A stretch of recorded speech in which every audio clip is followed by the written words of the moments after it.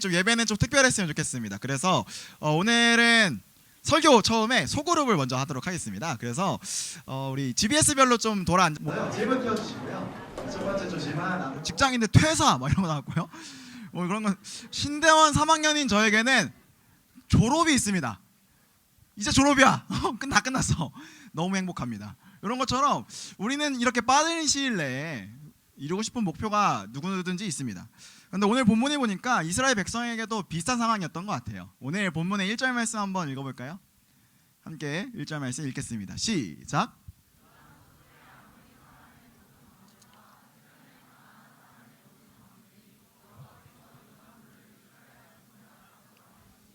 우리를 건너게 하셨음을 듣고 마음이 녹았고 이스라엘 자손들 때문에 정신을 이스라엘에게는 빠른 시일 내에 이루고 싶은 목표가 있었죠. 바로 가나안을 정복하는 것이었습니다. 우리는 GBS 3가를 통해서 이제 이 요단강을 건넜던 이스라엘 백성의 모습을 살펴보았습니다. 근데 그때 하나님의 놀라운 기적으로 요단강이 반으로 쫙 갈라져서 말라서 이제 그곳을 지나갔던 것이죠. 그때 이 가나안 사람들이요 그 소문을 다 들었습니다. 그래서 그들에게 왔던 것은 무엇이죠? 본문에 보니까 마음이 녹았고 이스라엘 자손들 때문에 정신을 잃을 정도로 이렇게 혼란스러운 상황이 이 가나안의 상황이었습니다. 여러분 이 시기는 어떤 시기일까요? 모든 전쟁이 그렇지만 모든 전쟁은 멘탈 싸움입니다. 이 가나안이 멘탈이 지금 무너진 거죠. 멘탈이 완전히 깨진 겁니다. 사실 이스라엘 입장에서는요 지금 쳐들어가면 딱 좋은 시기예요. 그런데 하나님께서는요 이 이스라엘 백성들이 쳐들어가게 허락하지 않으십니다. 오히려 이스라엘 백성을 준비시키시죠. 여러분 인간적인 생각으로는 좀 이렇지 않습니까? 가나안이 지금 혼비백산한 이 시기에 가나안에게 시간을 준다는 것은 가나안이 전략을 다시 한번 짜고 전열을 가다듬고 또 그들의 이 멘탈이 회복될 시간이 있다는 거죠. 인간의 생각으로는 지금 빨리 당장 쳐들어가야 합니다. 그런데 하나님께서는 이스라엘 백성의 그러한 움직임을 막으시고요 잠깐 멈춰서서 그들을 준비시키고 그들의 마음을 확인시키십니다. 여러분 무엇인가를 준비한다는 것 그것은 바로 마음을 쏟는 일입니다. 그 마음을 통해 자신의 삶의 면면이 보이기 시작하죠. 여러분 이런 예가 있을 수 있을 것 같아요. 중간고사를 준비하는 우리 학생들 물론 공부는 너무 하기 싫지만 그 시간들을 통해서 자신이 전공에 알맞은 사람인가 이런 것들을 확인할 수 있습니다. 취업을 준비하는 사람들 어떻습니까? 자신의 직장 이 직장들을 선택하면서 내가 앞으로 어떤 삶을 그려나갈지 그런 것들을 한번 확인할 수 있는 시간이라는 것이죠. 실제로 졸업을 준비하는 저에게도 7년의 신학함이 앞으로 나는 어떤 사역자가 될 것인가 어떻게 하나님의 나라를 바라보며 갈 것인가 이런 것들을 생각하는 시간이 된다는 것이죠. 이런 것처럼 하나님은요 이스라엘 백성을 준비시키기를 원하셨습니다. 왜냐하면 그들의 마음을 점검하기를 원하셨기 때문이죠. 오늘 본문을 보니까 하나님께서는 특별히 세 가지를 준비하십니다. 이스라엘을 세 가지 방법으로 준비시키는데 그것이 바로 할례, 유월절, 만나입니다. 오늘은 그 말씀을 통해서 이곳 가운데 숨겨져 있는 영적인 의미를 한번 알아보도록 하겠습니다. 첫 번째로 하나님께서 이스라엘 백성을 준비시킨 첫 번째인데요 한번 읽어보도록 하겠습니다. 읽겠습니다. 시작. 첫 번째 준비는 바로 할례, 하나님과의 관계의 회복입니다. 우리 2절 말씀을 함께 읽도록 하겠습니다. 시작.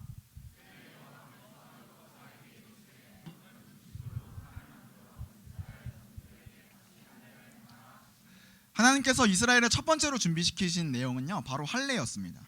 3, 4절과 4절 읽지는 않겠지만 그 내용을 보면 광야에서 태어난 이스라엘 백성이 할례를 받지 못하였기 때문에 할례를 명하신 것 이렇게 볼 수도 있겠지만 거기에는 사실 숨은 의미가 있습니다. 할례에는 깊은 영적인 의미가 있기 때문이죠.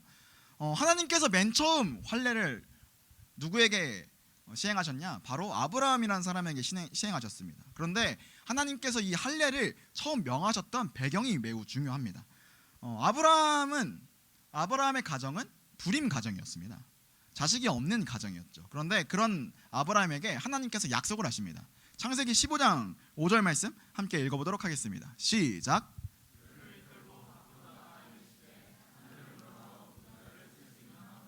또 그에게 이르시되 내 자손이 이와 같으리라. 불임 가정에게 하시는 약속, 네 자손이 별과 같이 많을 거다라는 약속을 하시는 것이죠.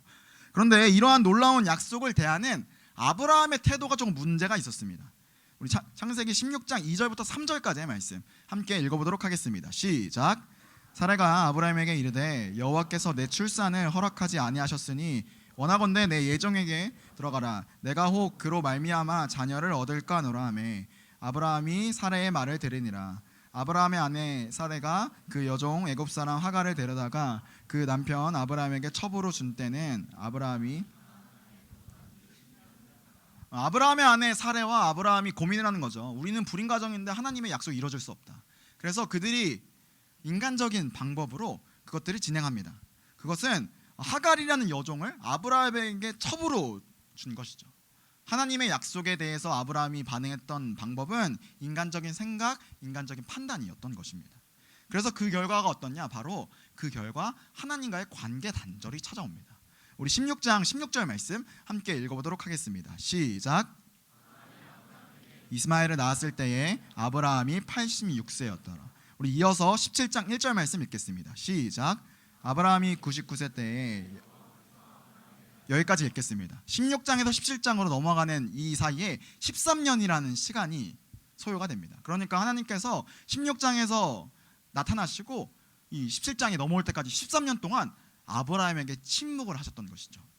이것을 볼 때 아브라함의 이러한 태도는요, 하나님과의 관계 단절을 가져왔습니다. 그런데 하나님께서는요, 다시 한번 이 아브라함에게 찾아오셔서 관계가 회복하는데, 이 관계가 회복될 때 명하신 내용이 있습니다.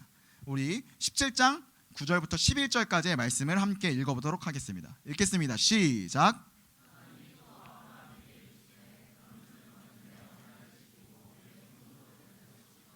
너희 중 남자는 다 할례를 받으라. 이것이 나와 너희와 너희 후손 사이에 지킬 내 언약이니라.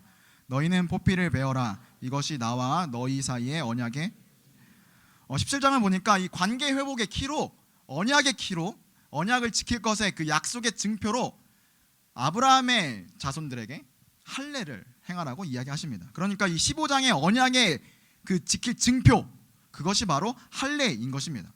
할례는요, 포피를 칼로 베는 것입니다. 급소를 맞는 것만 해도 매우 아픈 일인데 그것을 심지어 칼로 베입니다. 남자들은 되게 경악할 일이죠. 죽음을 넘나드는 고통과 또 두려움이 수반되는 것이 바로 할례라는 것입니다. 여러분, 할례의 의미가 무엇일까요? 하나님께서는 왜 이런 언약 가운데에 할례라는 것을 명하셨을까요?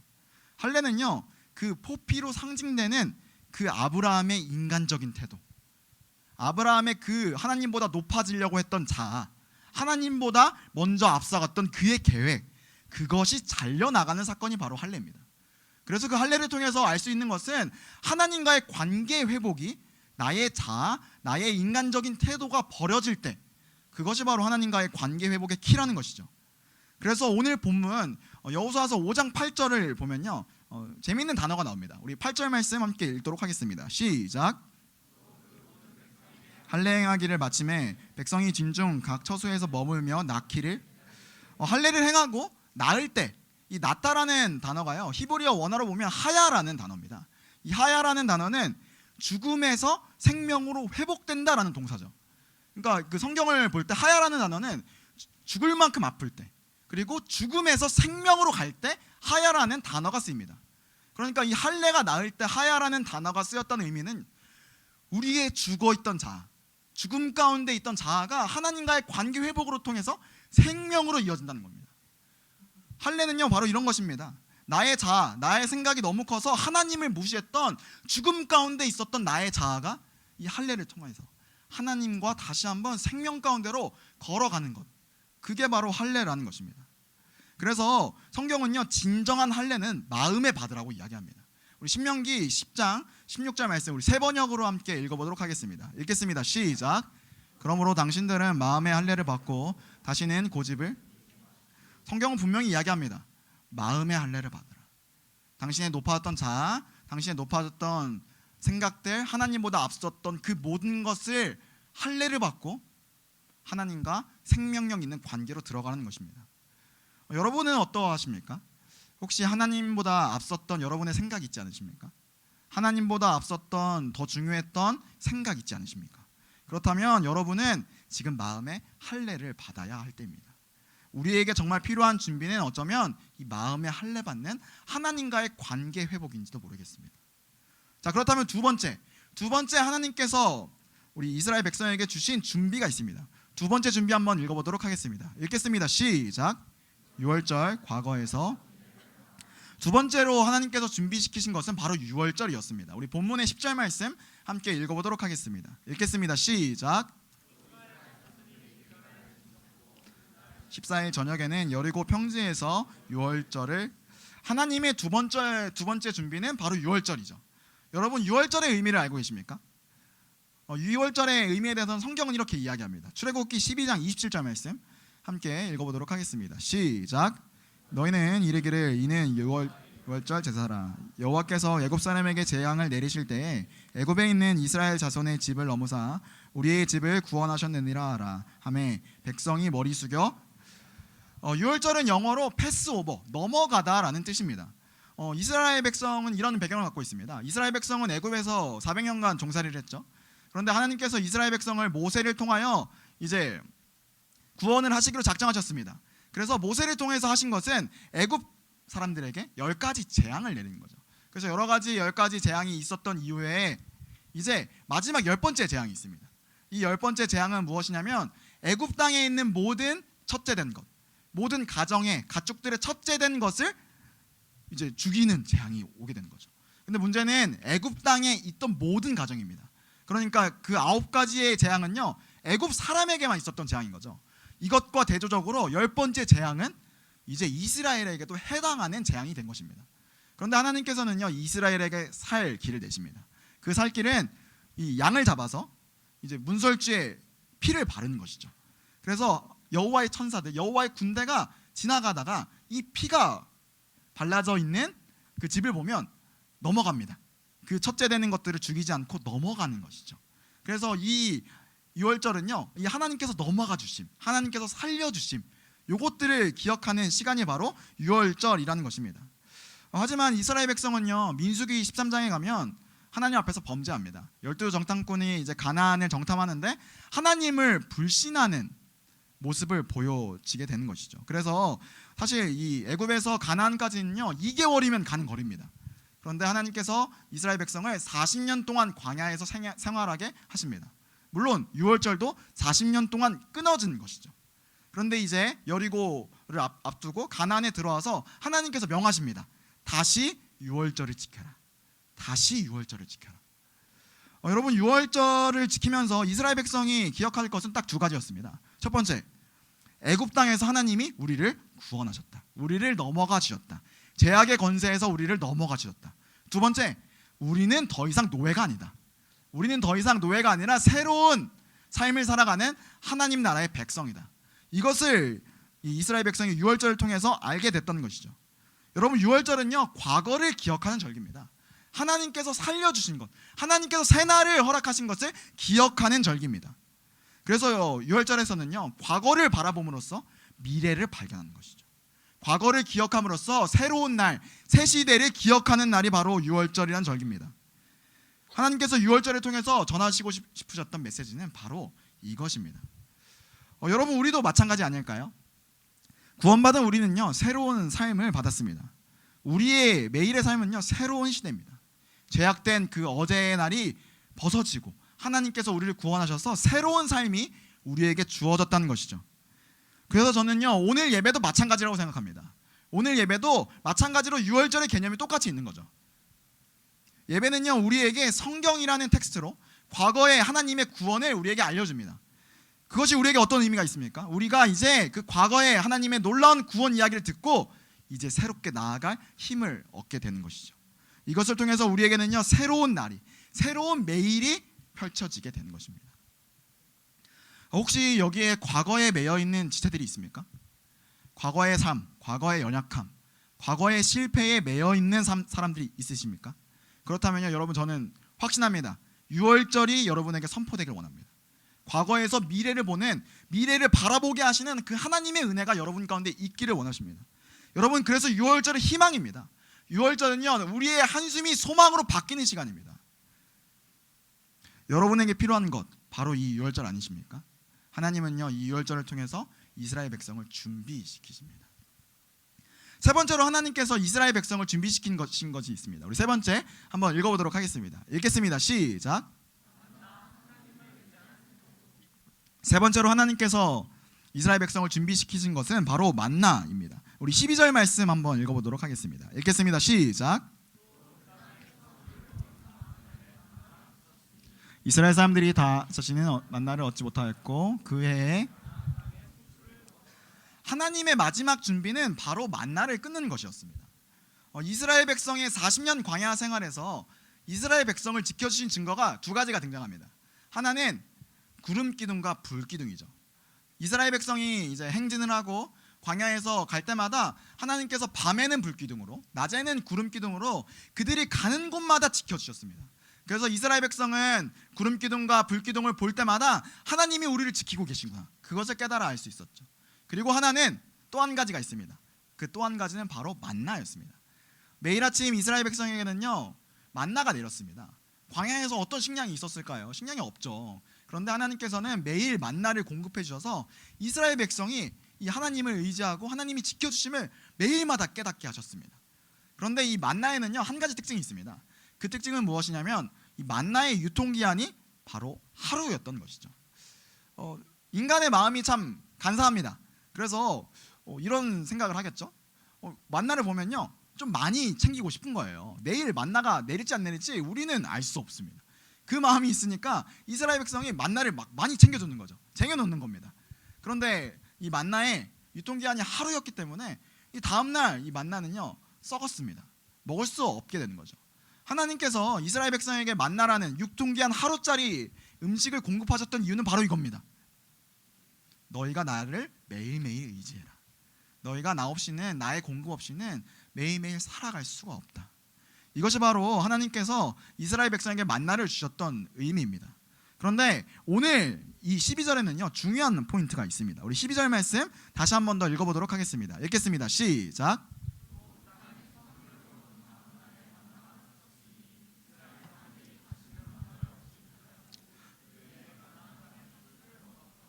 이 12절을 보니까 만나가 이제 그치게 되는 것이죠. 근데 이 12절을 면밀히 살펴보니까 사실 없어도 되는 문장이 하나 있습니다. 12절에 제가 파란색으로 표시한 부분인데요, 만나가 그쳤으니 이스라엘 사람들이 다시는 만나를 얻지 못하였고, 사실 이 파란색으로 표시한 문장은요 성경에서 필요 없는 문장입니다. 저게 없어도 충분히 의미가 전해지죠. 하지만 성경 기자는 의도적으로 이 만나를 두 번이나 언급해서 만나가 사라진 상황을 이야기합니다. 여러분 이게 무슨 의미일까요? 이것은 바로 이런 겁니다. 눈에 보이는 만나, 눈에 보이는 육적인 양식은요 이제 끝났습니다. 이제 사라지게 된 것이죠. 하지만 영적인 만나, 하나님께서 눈에 보이는 만나는 사라졌지만 그럼에도 불구하고 매일매일 이스라엘을 지켜주시는 그 지켜주심과 보호하심, 이스라엘 백성은요 그것을 기억하면서 나아가는 겁니다. 육적인 만나, 눈에 보이는 만나는 없어졌을지라도 매일매일 그들은 육적인 만나가 없음에도 불구하고 하나님을 의지하고 하나님의 지켜주심을 기억하면서 살아가는 것이 바로 이스라엘 백성의 모습이어야 한다라는 것입니다. 그래서 이스라엘 백성은요 이 모든 삶 가운데에 비록 눈에 보이는 만나가 없을지라도 하나님을 끝까지 의지하고 살아가야 하는 것입니다. 자, 우리는 지금까지 세 가지 준비를 알아보았습니다. 할례, 유월절, 만나. 사실 이 세 가지 준비는요 조금 이상한 준비입니다.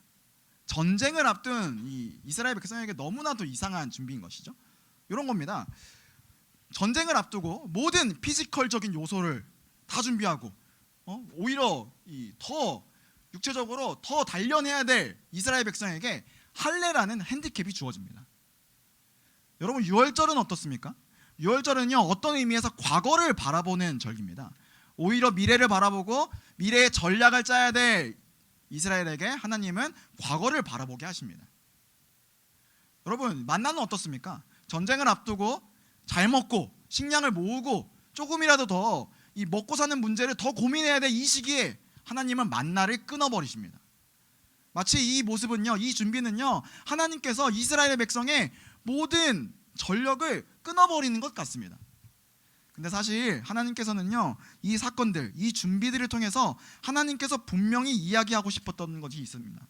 하나님께서 진짜로 준비하고 싶었던 것은 이스라엘의 인간적인 전략이 아닙니다. 이스라엘의 인간적인 식량, 어떤 상황이 아닙니다.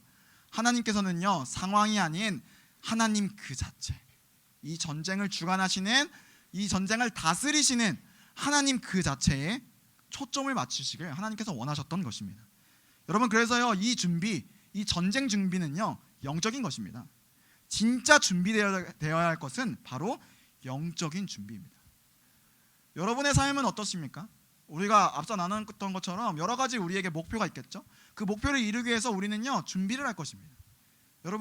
여러분은 그 준비 외에 영적인 준비를 하고 계십니까? 또 특별히 우리의 영적인 상황을 돌아봤을 때 준비해야 될 것은 무엇입니까? 할례, 하나님과의 관계 회복. 유월절, 과거가 아닌 새 시대를 바라보는 태도. 만나, 하나님을 의지하는 태도. 어떤 것이 여러분이 준비해야 될 영적인 준비입니까? 이 시간 좀 다시 한번 좀 소그룹을 할 텐데요. 지금 우리 소그룹 원들과 함께 좀 앞에 있는 질문들을 좀 바라보면서, 또 리더들에게는 어제 질문들을 드렸습니다. 그 질문들을 바라보면서 우리의 영적인 상태를 한번 진단해 봤으면 좋겠습니다. 그리고 또 특별히 지금 이 시간 기도카드도 함께 적어주셨으면 좋겠는데요. 기도카드 안에 이 영적인 준비를 통하여서 우리가 어떻게 이번 한 주 기도하고 나의 마음을 준비할지 한번 알아보도록 하겠습니다. 라스베가스에서 동양인 최초, 그리고 최연소로 주방장이 된 사람이 있습니다. 이 사람은 바로 아키라 백이라는 사람인데요, 한국 사람입니다. 근데 이 사람의 좀 특이한 이력이 있어요. 뭐냐면 일식 주방장이 된 거죠. 그러니까 우리로 치면은 한식 주방장이 일본 사람이 된 거예요. 좀 느낌이 팍 오시죠? 일식인데 한국 사람이 주방장이 된 거는 그 라스베가스 또 요리 세계에서 파격입니다. 그런데 이 사람이 이제 세계적인 요리사가 됐고 또 세계적으로도 유명한 사람이 됐는데, 이 사람이 자기의 책에서 밝힙니다. 자기가 세계적인 요리사가 될 수 있었던 비결이 하나 있는데, 그게 바로 밥 짓는 시간이라는 거죠. 내용은 이렇습니다. 처음 요리를 배울 때 겐다라는 사람에게 스시를 배웁니다. 그런데 실제로 이 겐다라는 사람, 이 아키라의 스승인 겐다라는 사람이 요리를 배울 때, 스시를 배울 때 밥만 7년을 지었다는 거예요. 밥만 7년 짓고 밥이 뭐 질게는 안 되는지, 식초와 밥의 비율, 밥을 짚는 법까지 해서 7년 동안 이 밥을 지었다는 것입니다. 그래서 이 아키라도 마찬가지겠죠. 겐다가 그렇게 7년 동안 밥을 지었으니까 처음 이제 요리를 배울 때 아키라도 마찬가지죠. 밥 짓는 것만 계속해서 연습하고 이 기본과 기초를 끊임없이 다졌던 것입니다. 그래서 이 아키라가 고백하길, 나에게 이 겐다의 밥 짓는 시간 7년이 있었기 때문에, 이 기초를 다지고 기본을 다지는 이 시간이 있었기 때문에 자기가 세계적인 요리사가 될 수 있었다라고 이야기합니다. 여러분, 이스라엘 백성에게 필요했던 것은 바로 이 밥 짓는 시간 아닐까요? 신앙의 기초, 신앙의 기본. 그래서 하나님은 이스라엘 백성을 전쟁에 나가기 전에 준비시키셨습니다. 밥 짓는 시간에 그에게 허락하셨던 것이죠. 그런데 오늘 이야기는요, 여기서 끝나지 않습니다. 하나님께서 1절부터 12절까지 준비를 시키시는데요, 그 다음에 나타난 이야기가 있습니다. 우리 13절부터 14절까지의 말씀을 한번 읽어보도록 하겠습니다. 읽겠습니다. 시작. 눈을 들어 본즉 한 사람이 칼을 빼어 손에 들고 마주 서 있는지라. 여호수아가 나아가서 그에게 묻되 너는 우리를 위하느냐 우리의 적들을 위하느냐 하니, 그가 이르되 아니라 나는 여호와의 군대 대장으로 지금 왔느니라 하는지라. 여호수아가 얼굴을 땅에 대고 엎드려 절하고 그에게 이르되 내 주여 주에게. 이제 이러한 준비를 끝낸 여호수아. 근데 그 여호수아의 본성은 사실 잘 바뀌지 않았습니다. 이 하나님의 군대 장관을 만나니까 여호수아가 묻는 거죠. 우리를 위한 것이냐. 13절 보니까 우리의 적을 위하냐. 다시 이야기하자면 너는 우리에게 이익이 되냐 아니면 이익이 되지 않느냐. 우리의 이야기로 하면 이런 거죠. 나의 목표를 위해서 이것이 손해가 되는가, 이것이 손해가 안 되는가, 나에게 이익이 되는가, 이것을 재면서 계산기를 두드리면서 살아가는 것이 어쩌면 우리의 신앙인 것 같습니다. 하지만 하나님께서는요, 그 여호수아의 태도에 대해서 꾸짖지 않으십니다. 오히려 이렇게 대답하십니다. 우리 14절 말씀을 다시 한 번 더 읽어보도록 하겠습니다. 시작. 여기까지 이야기 읽도록 하겠습니다. 하나님 말씀하십니다. 나는 누구다? 여호와의 군대 장관이라고 이야기하십니다. 여기서 여호와의 군대라는 표현은요, 매우 독특한 표현입니다. 이 여호와의 군대라는 의미는요, 여기서 알 수 있습니다. 출애굽기 12장 41절 말씀 함께 읽어보도록 하겠습니다. 읽겠습니다. 시작.